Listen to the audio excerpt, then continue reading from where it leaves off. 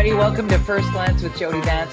Glad to welcome back a good friend of the program. We have Medexus Pharmaceuticals CEO Ken d'Entremont with us. And Ken, you're a very busy man these days. You've had a couple of pretty significant bumps in the road that we wanted to address here. Obviously, there are hurdles to be leapt over when it comes to FDA approvals and whatnot. And while you're trying to lead the way in innovative and rare disease pharmaceuticals, you are trying to have approval on one specific product. Bring us up to date on the product, the hurdle, and where we go from here. Correct. Thanks, Jody. The product is treosulfan, and clearly we've been here before. We've heard this story before, unfortunately, and it remains the same issue. And our view is very much that the FDA continues to be engaged with the application for treosulfan. This is a delay, a frustrating delay, but it is a delay, and we fully expect to keep pushing forward and eventually get this approved. But in the meantime, we've got a business to run, $100 million in revenue, producing positive EBITDA. And so, I think the message we've been trying to get out is we are not just a trio company. We've got a full pharmaceutical business with 17 different products that create a very strong platform. Right, there's sort of like an overshadow right now on this that kind of wants to define you in this one lane, but clearly you've brought to the fore the awareness of how the industry works from your perspective, and the heritage of understanding pharmaceuticals and how getting approvals with different countries works. So give the person who is just learning what your company is about an idea of what they might be investing in here as an overall picture. Sure. I'd start with, we are not the first ones to have a delay from the FDA. So this is not uncommon, unfortunately. It's frustrating. But our total business is, look, we're a commercial company that puts together very innovative drugs that have specific needs in the marketplace, that have excellent margins. We're now over $100 million, kind of run rate if you look at our most recent quarter and what we've guided to for this quarter. And that produces positive EBITDA and soon positive free cash flow. So, we have a much different business. We're not a biotech company. And, a biotech company, there are binary decisions that can make or break the company. That's not the case here. Trio is a disappointment, and I share the frustration with all shareholders, but it is a delay. It's not a decision at this point. I think that's a really important point here. A delay does not equate a negative outcome in an overarching sense. So can you talk about how difficult it is, how an investor might struggle with managing, because it's already a very tumultuous time across the board, investment wise and inflation wise, and we're riding this storm, right? So how difficult is it for you? You speak to the frustration a little bit here, but it's not something that you aren't prepared for. You mentioned the cash flow that you have, the EBITDA piece, the deck looks solid even while you're watching the stock graph go a little bit all over the place here. What I'm trying to get to is, can you explain what it's like perhaps to deal with the inconsistency of the FDA and navigating these waters?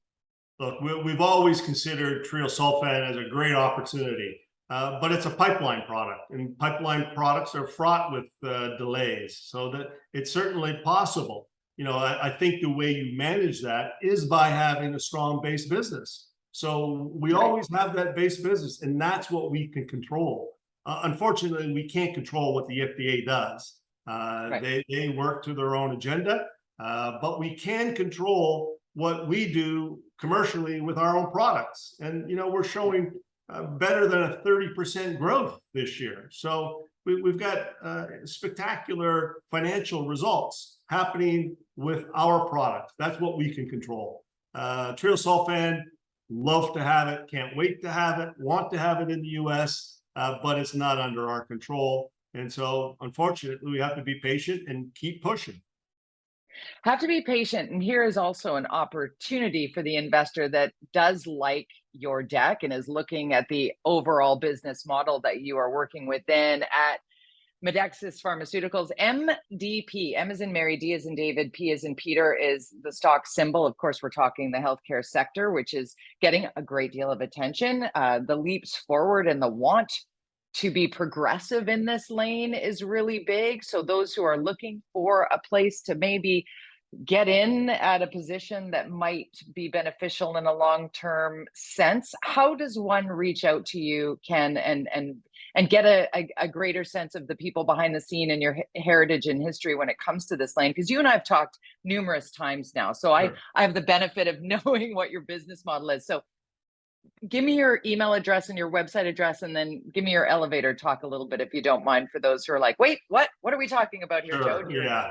To get all our information, start with our website, Medexus.com. Sign up on our investor relation page. You'll get all of the information that we put out, and you'll get an overview, through our corporate deck of what we're all about. And you'll see that the focus is very much on, having a strong commercial business, both U.S. and Canada. Infrastructure is fully built out. Every product that we add at a better than 60% gross margin produces significant EBITDA and contribution. And that's really the business model. So we keep going forward. We keep adding products. We've done, a transformative deal every year for the past 4 years, and we expect to continue to do that. So now tell me about you and your team behind the scenes. That's one of the things at first glance with Jody Vance that's really important to this, because the business is the business and the deck is the deck and the website is the website. But who are you, and who is behind the MDP stock symbol, so people know who you are? It's a great question. It doesn't often get asked. So, I'm passionate about this company because I founded this company. And, I was someone who grew up in big pharma and wanted to make a difference and felt that it's more obvious the contribution that I make and the members of my team make in a smaller company. And so, we're very passionate about bringing products to market where there's an unmet medical need. Treosulfan is a good example for leukemia patients, Gleolan for glioblastoma patients, and down the line. We've got really innovative products that, for the investor, produce a good return. And you can't get in at a lower value than $1 where we're trading today. So going along those lines, Ken, in explaining those specific drugs, that the meds that you just referenced, are they approved elsewhere and you're looking for approval in Canada and the US? Is that where the FDA comes in, or are these brand new drugs? Yeah, that's a good question. So these universally are drugs that have been approved elsewhere, and we bring them to the US and Canada. Treosulfan, in fact, we got it approved through Health Canada, in an expedited fashion, and it is on the market in Canada. And so, yeah, we are always looking for products that somebody else delivered and developed and has brought to market, typically in Western Europe, and then we bring it to North America. And anybody who has known anybody with glioblastoma or lymphoma knows that those diagnoses come with an absolute panic to find any and everything that you might be able to throw at these horrifying cancers.